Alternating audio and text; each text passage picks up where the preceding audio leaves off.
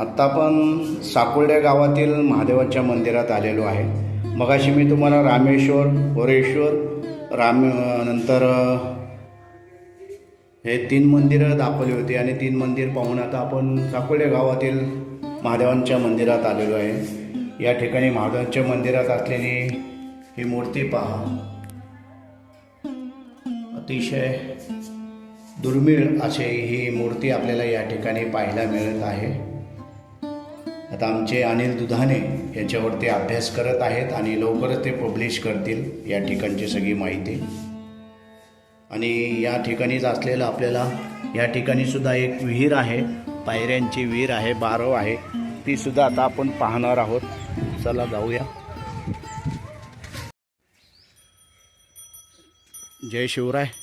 आत्ता आपण ऐतिहासिक अशा साकुर्डे गावात आलेलो आहे, जो की तालुका पुरंदर, जिल्हा पुणे या ठिकाणी असलेलं हे साकुर्डे हे ऐतिहासिक गाव आहे. या साकुर्डे गावात आपण आत्ताच मी तुम्हाला ही जुनी बारवसुद्धा दाखवलेली आहे.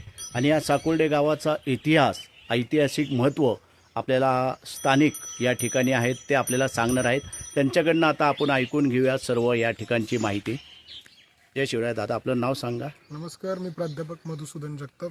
माझ्याबरोबर गावातले राहुल सस्ते, अजित पुजारी आहेत. साकुर्डे हे एक पौराणिक गाव म्हणून आणि ऐतिहासिक गाव म्हणून ओळखलं जातं.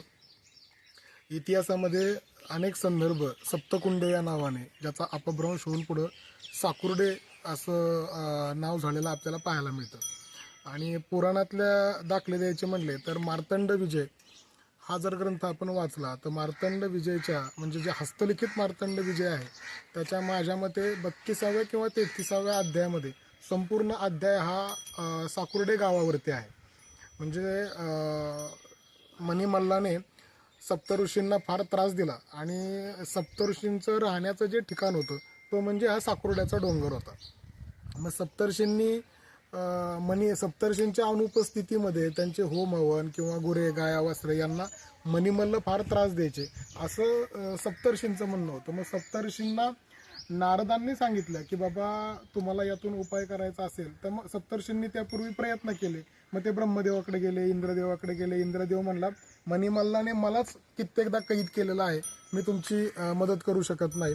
मग असे सगळे देव सप्तऋषींनी करून आल्यानंतर नारद सप्तऋषींना भेटले. नारदांनी सप्तऋषींना सांगितलं तुम्हाला यातून वाचायचं असेल तर भगवान शिवशंकराशिवाय कोणी वाचू शकत नाही. त्याचं कारण असं आहे की मणी आणि मल्लाला भगवान शंकराचं वरदान होतं की माझ्याशिवाय तुम्हाला कोणी मारू शकत नाही, नाहीतर तुम्ही अमर आहात. मग सप्तऋषींनी ठरवलं की बाबा कुठं जायचं तर भगवान शिवशंकरांकडे जाण्याशिवाय आपल्याला दुसरा पर्याय नाही. पण कैलास पर्वतावर मनुष्य देह जाऊ शकत नाही ही दुसरी व्यथा होती. तरीही सप्तऋषी प्रयत्नपूर्वक कैलास पर्वतावरती पोचले. मार्तंड विजय जर आपण वाचला तर मार्तंड विजयमधले 7 अध्याय हा कैलास पर्वत कसा आहे याच्यावरती खर्च केलेले आहेत. इतकं सुंदर वर्णन कैलासाचं आपल्याला मार्तंड विजयमध्ये पाहायला मिळतं. मग तिथं जायला सप्तऋषी यशस्वी झाले. त्यांनी सुरुवातीला नंदीपुढं आपलं गाऱ्हाणं मांडलं, नंतर शिवशंकरापुढं मांडलं आणि मग शिवशंकर प्रसन्न होऊन ज्या गावामध्ये प्रकट झाले मनुष्य देहरूपी ते गाव म्हणजे साकुर्डे गाव. आता प्रश्न असा होता की सप्तऋषी जेव्हा पर्वतावरती निघाले भगवान शिवशंकरांना भेटायला कैलास पर्वती, त्यावेळी मग इथलं सगळं कोण सांभाळणार हा एक मुख्य प्रश्न होता. तर नारदांनी त्यांना अशी एक आयडिया दिली की इथून जवळच लवथळेश्वर नावाचं ठिकाण आहे, त्या लवथळेश्वर ठिकाणावर तुम्ही सगळं तुमचे ज्या काही वस्तू वगैरे असतील त्या मांडा आणि मग जा, कारण लवथळच्या परिसरामध्ये मणिमल्ल प्रवेश करू शकत नाही. त्याची वेगळी कथा आहे की बाबा लवथळेश्वर मंदिराचा एक चांगला भक्त होता, तो शंकराचा भक्त होता. तो का भक्ती करत होता त्याचं काही गाऱ्हाणं नव्हतं, काही म्हणणं नव्हतं.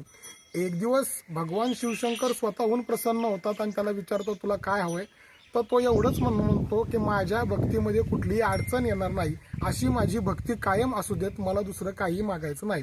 मग ते भक्तीचं ठिकाण म्हणजे ते लवथळेश्वर. त्या लवथळेश्वरच्या त्या ठरलेल्या परिसरामध्ये कुठलीही वाईट शक्ती प्रवेश करू शकत नाही, म्हणून मणिमल्लांना तिथं प्रवेश करता येण्यासारखं नव्हतं. मग आपलं सप्तऋषींनी सगळं जे काही होतं ते तिथं मांडलं आणि मग ते कैलास पर्वती गेले. आणि मग भगवान शिवशंकर प्रसन्न झाल्यानंतर तो मनुष्यरूपी देह ज्याला म्हणतो आपण, तर ते या साकुर्डे गावामध्ये सगळ्यात आधी प्रगट झाले. प्रगट झाल्यानंतर मणिमल्लांनी त्यांना सांगितलं आणि मग नंतर कडे पठारी युद्ध झाल्यानंतर मणिमल्लाचा त्याच्यामध्ये नाश झाला. त्याच्यामध्ये जशी पूर्वीच्या युद्धाच्या परंपरा होत्या की तुझी शेवटची इच्छा काय असं ज्यावेळेस मल्लाला विचारलं गेलं तर तो म्हटला तुझ्या आधी भक्तांनी माझं नाव घेतलं पाहिजे म्हणून आपण मल्हारी मार्तंड असं म्हणतो. आणि परत शिवशंकर जायला निघाले पुन्हा माघारी, तेव्हा सप्तर्षी त्यांना म्हटले की बाबा इथून तुम्ही जाऊ नका, तुमचा वास इथं कायम राहिला पाहिजे. सुरुवातीला जेव्हा तुम्ही हे टेकाड चढून गेला गणपतीचं, त्याला आम्ही भैरोबाचं टेकाड म्हणतो कारण तिथं भैरोबाचं सुद्धा मंदिर आहे, तर आतमध्ये भगवान शिवशंकर होते आणि बाहेर गणपतींनी कुणीतरी शुंडा ओढली असा मार्तंड विजयमध्ये उल्लेख आहे. मग शुंडा म्हणजे शेंडी का सोंड हा वेगळा अर्थ होऊ शकतो. आणि गणपती ओरडला म्हणून त्या पहिल्या ठिकाणाचं नाव ओरबडेश्वर, शंकरेश्वर, रामेश्वर अशी ठिकाणं पाहायला मिळतात.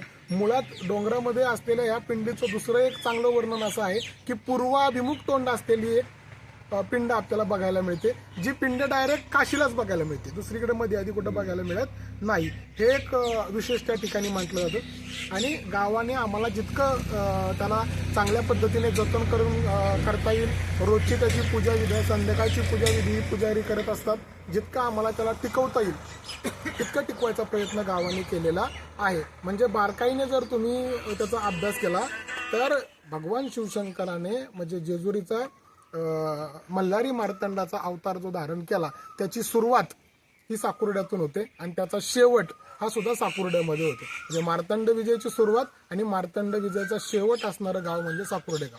त्यामुळे जेजुरीतले जे जुने जाणते स्थानिक नागरिक आहेत ते साकुर्ड्याला दर्शनाला आल्याशिवाय अजिबात राहत नाहीत, आजही ते चुकवत नाहीत.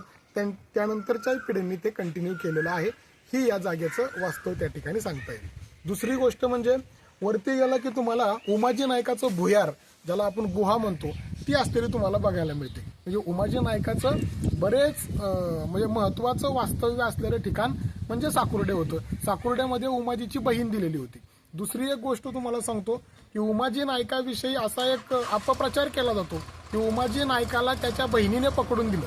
म्हणजे इंग्रजांशी सामील होऊन उमाजी नाईक दिवाळीला भाऊबीजेला येणार होता आणि भाऊबीजेला गेल्यानंतर बहिणीने उमाजी नायकाला पकडून दिलं इंग्रजांच्या साथीने, काहीतरी आपल्याला लाचलुचपत मिळते म्हणून. हा दादांत खोटा इतिहास आहे, हा कुठेही लिहिलेला इतिहास नाही. हा आपल्याला किंवा उमाजी नायकाला किंवा बहिणीच्या नात्याला काळीमा फासणारा इतिहास आहे. असं काहीही घडलेलं नाही. उमाजी नायकाला जे पकडलं गेलं ती वेगळी पद्धत आहे, तो वेगळा इतिहास आहे. अशी कुठलीही गोष्ट इतिहासामध्ये बहिणीच्या आणि उमाजीच्या बाबतीत घडलेली नाही. तर उमाजी नायकांचं जे भुयार आहे तिथं आम्ही आवर्जून जात असतो, ते सुद्धा त्या ठिकाणी पाहण्यासारखं आहे. अशा अनेक ऐतिहासिक आणि पौराणिक गोष्टी या दऱ्याखोऱ्यामध्ये दडलेल्या आहेत, त्या मी तुम्हाला वेळच्या वेळी सांगेलच. खूप खूप धन्यवाद.